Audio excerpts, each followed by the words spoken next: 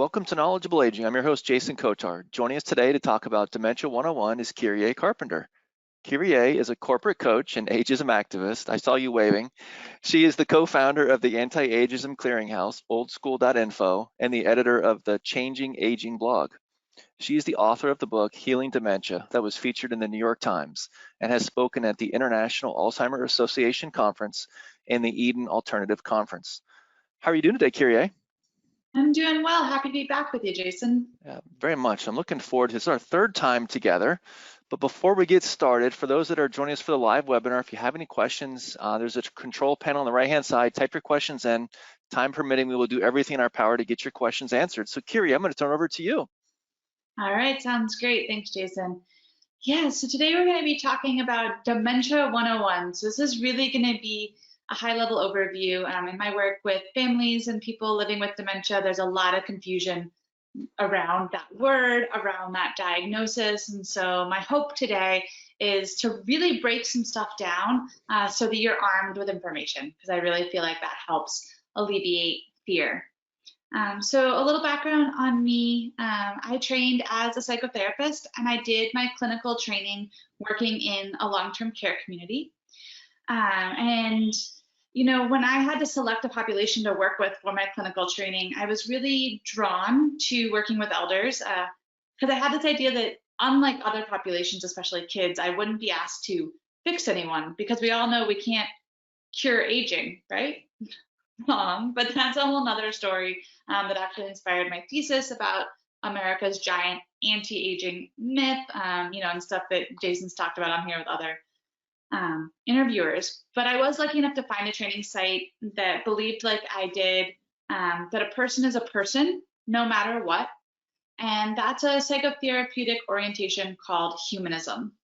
And so where I worked, the diagnosis that most of my clients had was one of dementia, which makes sense because the single greatest risk factor for dementia is age.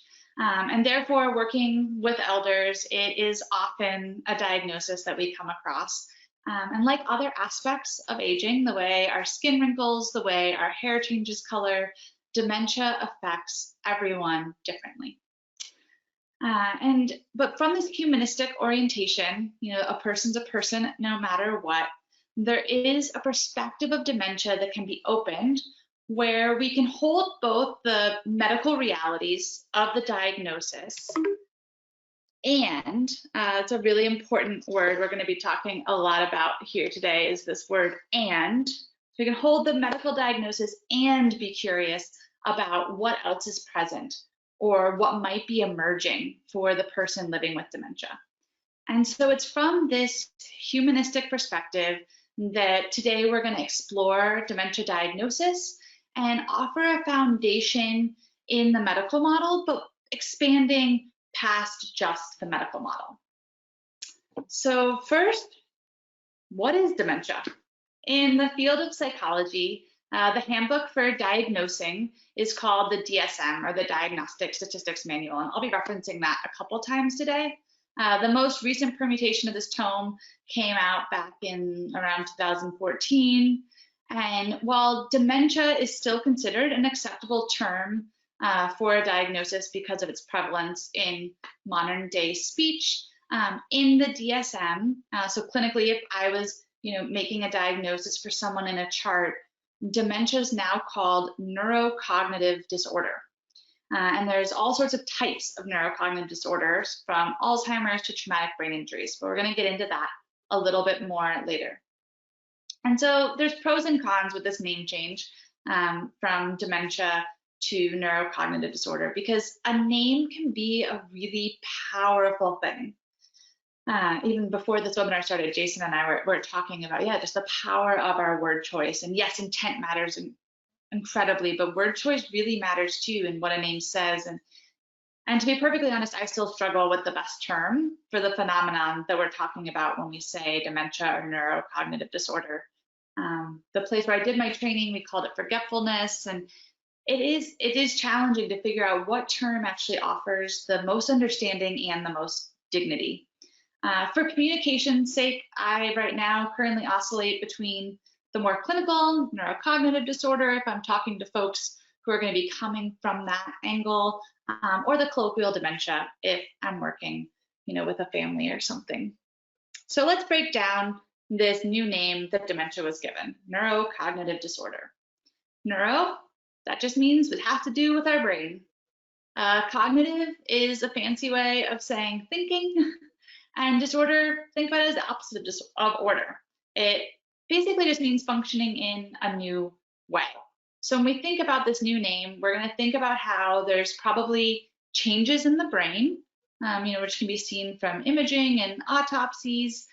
There's changes in the way that we think, that cognitive portion, and that disorder is just saying all of those changes. Now, personally, I would say disorder is a bit judgmental, so a lot of folks I know also talk about cognitive change is another sort of synonym you'll sometimes hear in the more dementia positive, dementia friendly communities too, because it really speaks to, like, why are we judging it as always bad or all the change is bad? Again, we're going to dig into that more later, but this is really to help you know, if you hear the word dementia or neurocognitive disorder, they are synonyms. And so the basis for giving someone a diagnosis of neurocognitive disorder is you need to look at how their brain works differently than it might have in the past in at least two ways. In a little bit, we're going to break down the 6 different things that they're looking at, and at least 2 of those need to change. So more on that later. And so when we think about cognition, which again is just a fancy way of thinking, it's the easiest part of dementia to measure. And there is a researcher that I absolutely adore the work of, Thomas Kitwood, who unfortunately passed away quite early in his career. I would have loved to have seen what he would have continued to do in the field. But he has an amazing quote from an article written in 1995 it's called Positive Long-Term Changes in Dementia, Preliminary Observations Explained. And he says, the culture of the Western world has itself tended to set a high premium upon cognition. It's established systems of education, for example, that are designed to designate people based on their cognitive performance, while neglecting the sensibilities. It's also the case in dementia that the changes that occur in cognitive function, especially our short-term memory, are relatively simple to measure, and these have provided a legitimate basis for both assessment and drug trials. So you can see here I have the quote of changes that occur in cognitive function are easy to measure. And so I feel like he points out something so good here that so often when we're thinking about dementia, the changes we think about are the ones that are easy to measure. And yes, giving children IQ tests and standardized tests is very efficient for measurement. And I think, most of us probably had the experience where we felt like a test didn't really match with our whole self. And so the same thing is happening with dementia. We're giving folks mini mental status exams, these short-term memory tests. And yes, they are part of the picture, an important part of the picture, but they're not the whole picture. So I say all of this so that you know that when a dementia diagnosis is given, it's most likely based on these easy to measure differences. And as I said, there's a lot more to the picture. There's this unique person who's experiencing changes physically, spiritually, and cognitively. And there are also people who deeply care about them that are on this journey of change with them. And I really want to offer, and you can see my other knowledgeable aging webinar on healing dementia, an alternate perspective to this, where we can remain open and curious to the changes. So often we see it only in terms of these test scores, and these test scores that are, often trending down and decline, and we see it only in this decline perspective.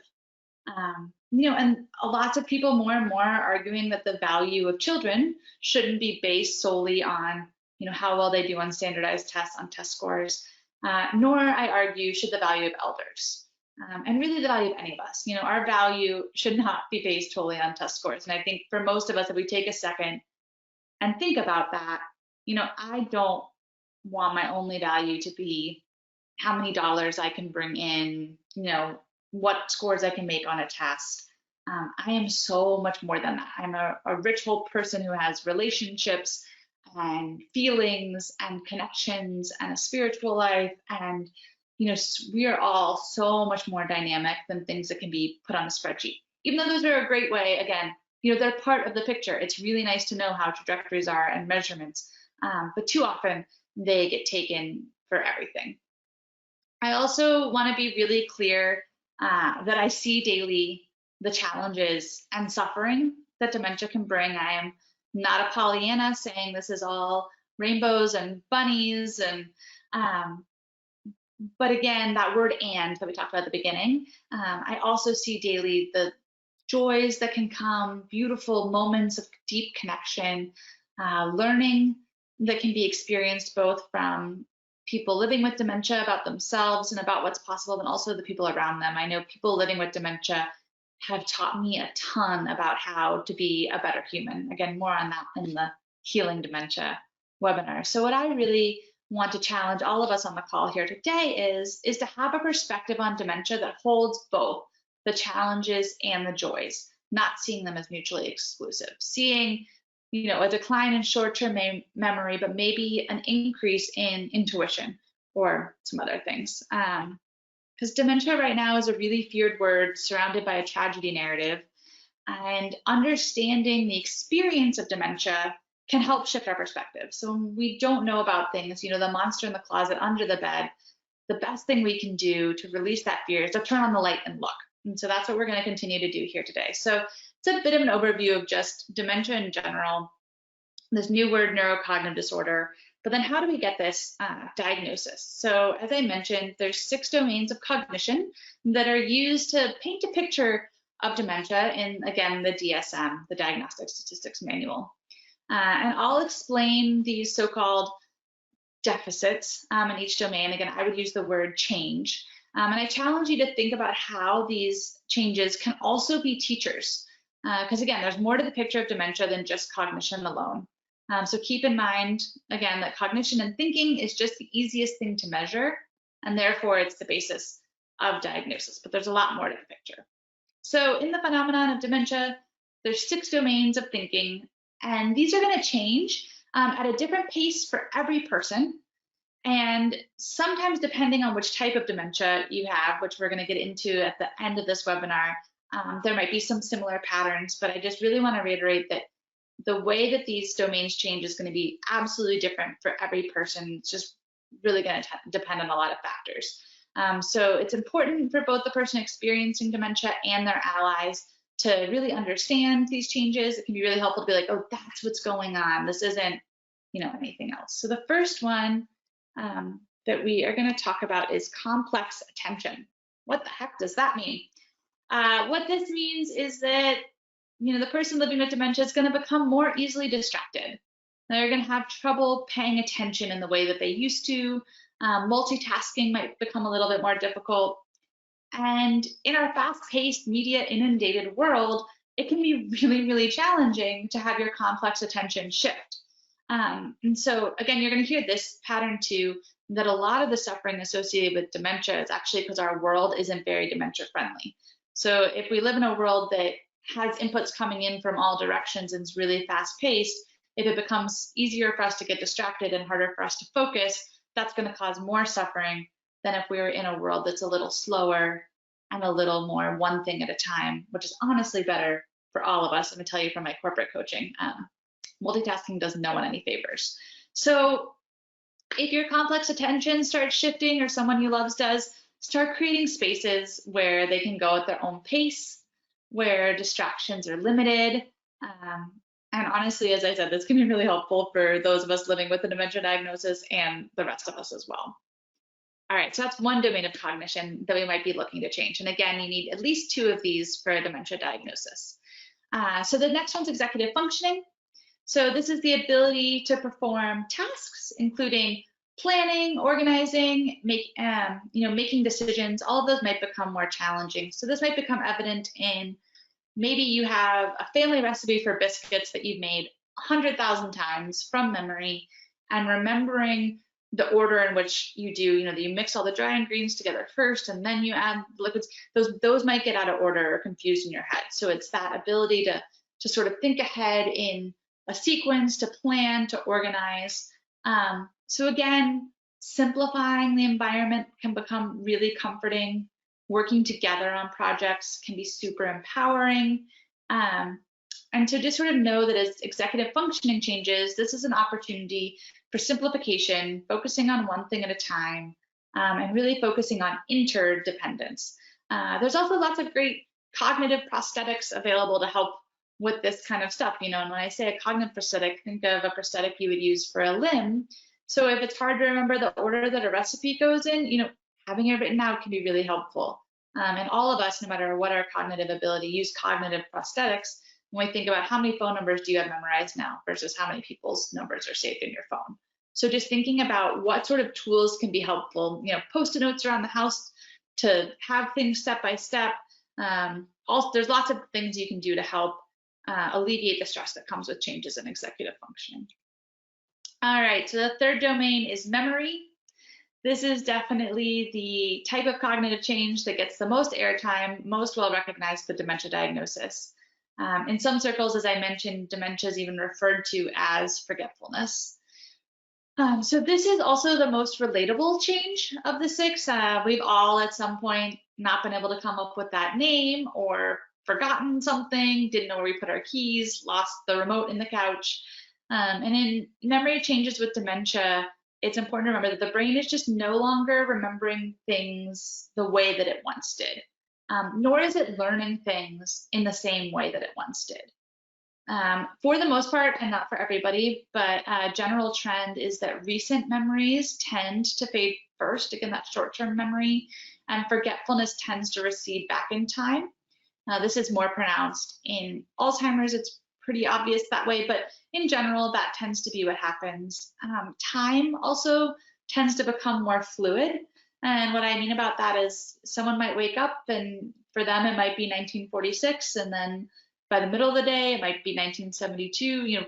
We aren't as attached to the linear time that you or I, who might be more neurotypical, are.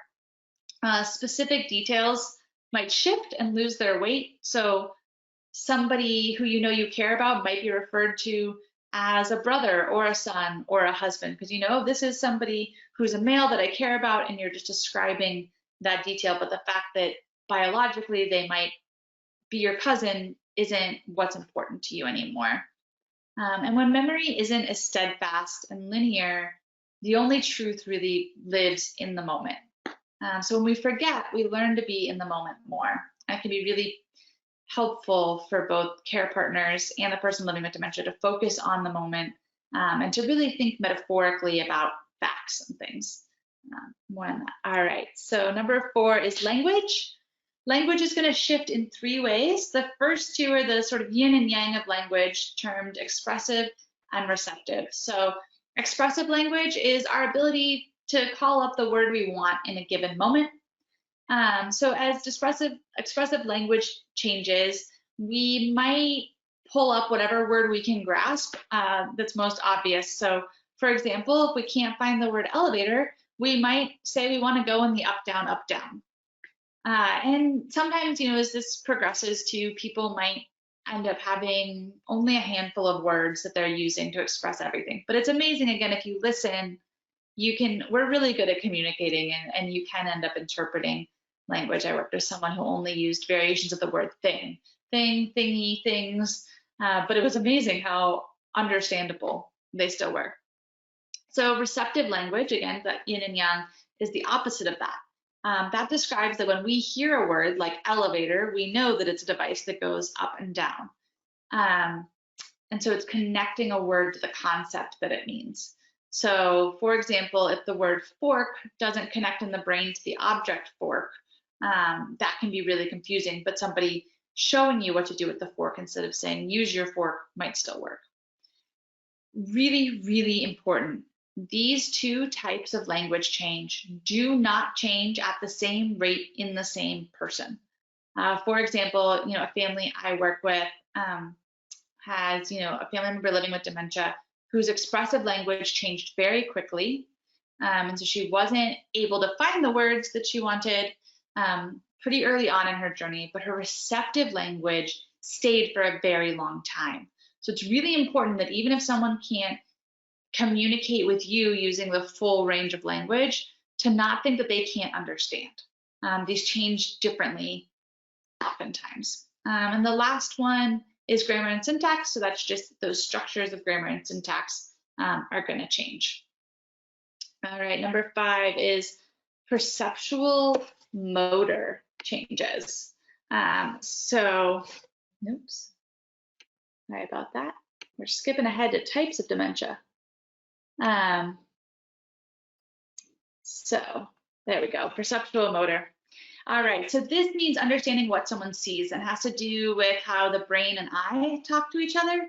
So for example, you might see a hairbrush and not really know that it's for brushing hair just by looking at the object.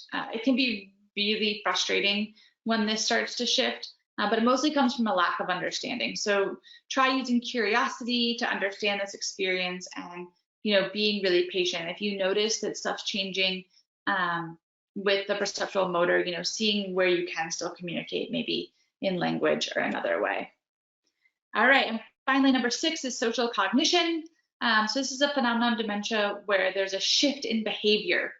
So this can range from your ability to perceive other people's emotions to decreased inhibition.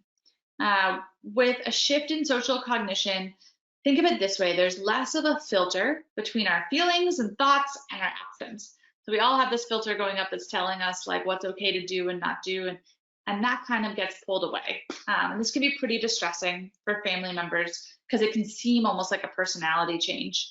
But remember, all of us have thoughts and feelings that are socially unacceptable. So if you can sort of see that it actually is this just brutal, honesty, that can be a really helpful way to realize it's not that this person suddenly feels differently about you or is unkind or mean. It's just that filter that we all have has been removed. It's also important to remember that just like our internal, unsocially acceptable thoughts and feelings are fleeting, so are these. So, this might look like somebody getting pretty upset, saying some pretty mean things, but then 15 minutes later, they feel completely differently because it is just that same flash of emotion, just like you or I get internally. It's just that buffer that stops it from coming out isn't there anymore.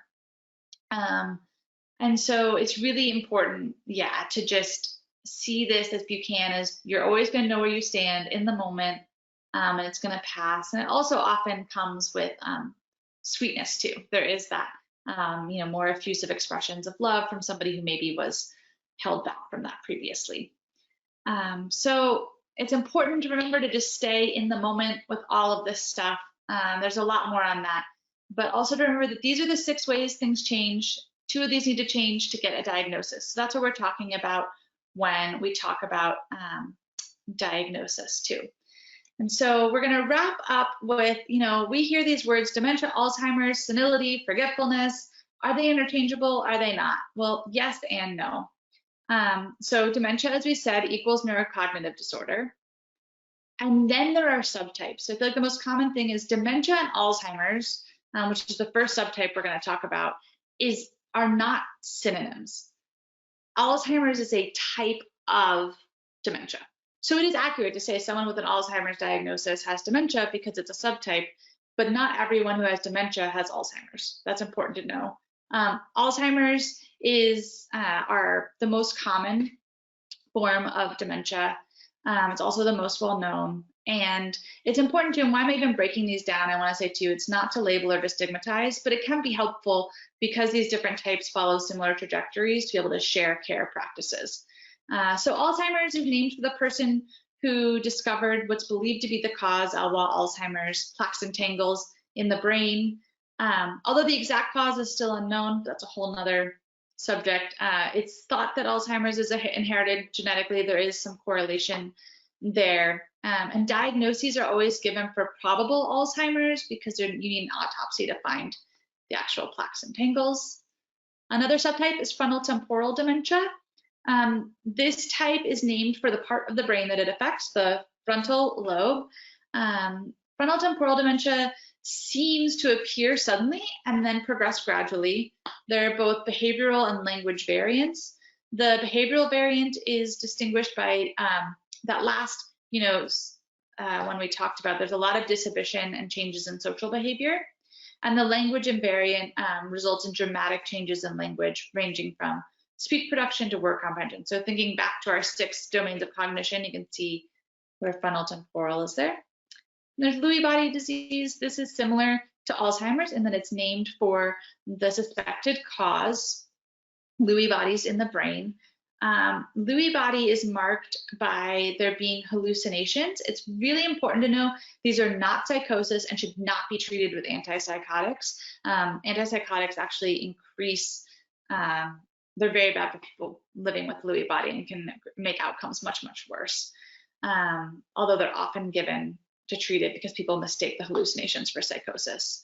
Lewy body can also have some symptoms that look like Parkinson's, some tremors and things, so it's often misdiagnosed in the beginning. And Lewy body has the most physical changes to the way you walk and move than other dementias. And these last ones are all just due to their cause. So you can have dementia due to vascular disease, which just means there was a stroke or some other vascular event, part of the brain, basically died off because of that, creating the dementia symptoms.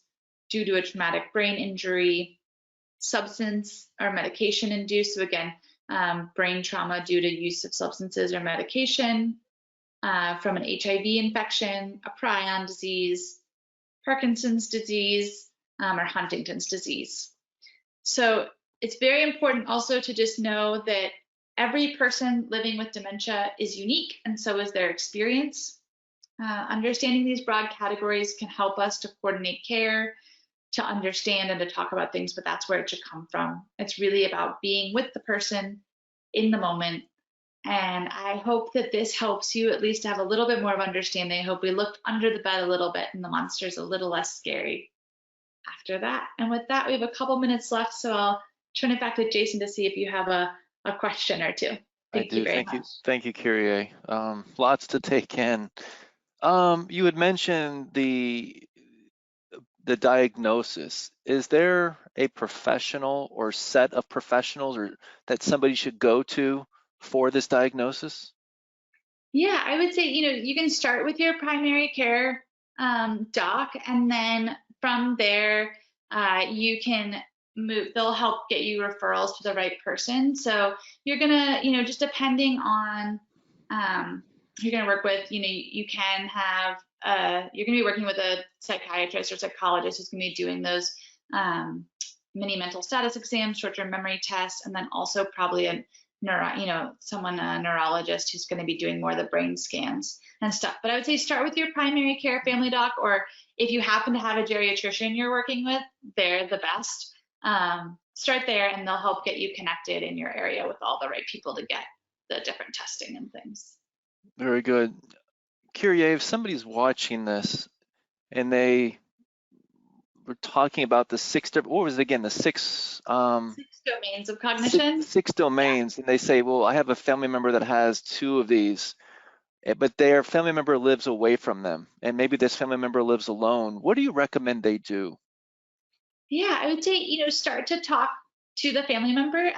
So I'm pretty sure you've posted blogs about these on Knowledgeable Aging. And so I would say just even sharing, these are tough conversations because dementia is so stigmatized, but sharing information is helpful of like, hey, like I've noticed these changes. I'm curious if you've noticed anything. I want to support you. Start those conversations.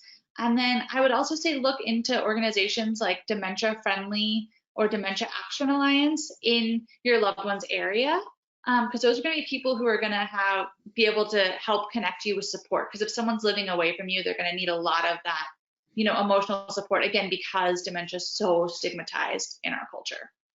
Yeah, I was going to ask you, so let's just say you have a family member that lives close to you. What should your care team, who are the individuals you should start to put into your care team locally to work with not only your family member, but also for you as the caregiver?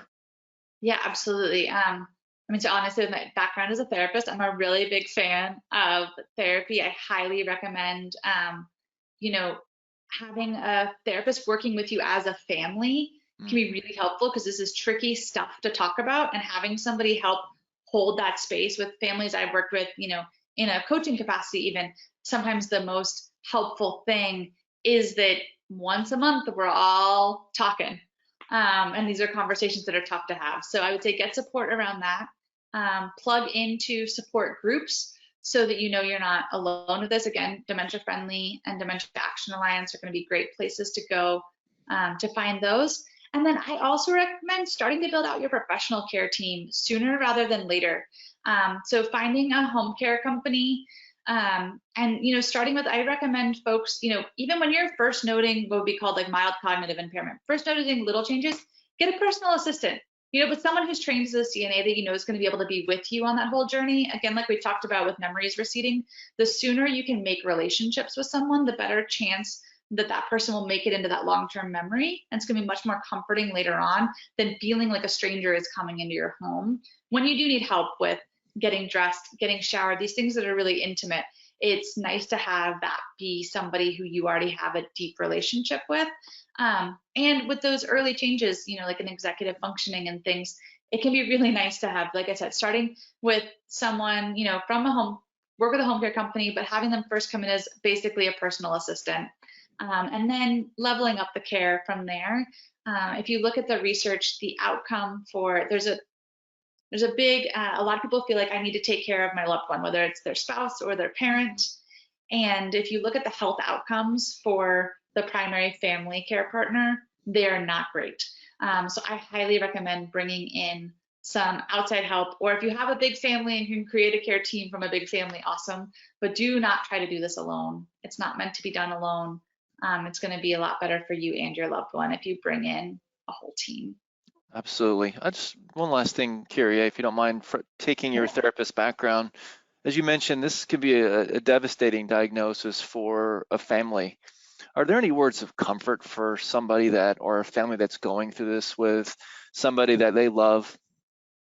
Yes, absolutely. I will say, and I want to speak from, I talk to a lot of people who are advocates, who are living with dementia themselves and are advocates, and I want to just say, you can live a good life for a long time with a dementia diagnosis. It is not, the diagnosis is not the end. It is a new normal. There will be challenges, there will be struggles like there are through all of life, but there also really are, if you're open to them, beautiful joys, amazing. I could go on and on about stories of connections and conversations that never would have happened without that decrease in inhibition, without that happening. I would say check out, there's a website, Momentia, a group in Seattle that are all self-advocates living with dementia that are really promoting this of like, here, hey, these are the stories of how we're living well. These are the stories of hope. These are the stories of how life can be really beautiful with a dementia diagnosis. Excellent. Well, thank you again, Kyrié. How can people find you? Yes, you can find me on my website, kyriosity.com, KYRIEOSITY.com, and then there's links to there to all of my things. Please feel free to even just email me like, oh no, my mom was just diagnosed and like, I don't know what to do. I will send you blogs. I will get you connected with orgs. While this is my profession, it's also my passion. And I really am passionate about helping reduce the socially imposed suffering of dementia. So please do not hesitate to reach out. Very good. As far as knowledgeable aging, you can go to our website, knowledgeableaging.com. You can see all of our archived and upcoming webinars. I encourage you to go to YouTube. You can check out all of our videos that we upload to YouTube. Encourage you to subscribe. If podcasts are your thing, you can go to Apple Tunes, Spotify, etc. Till next time, I'm your host, Jason Kotar, and this is Knowledgeable Aging.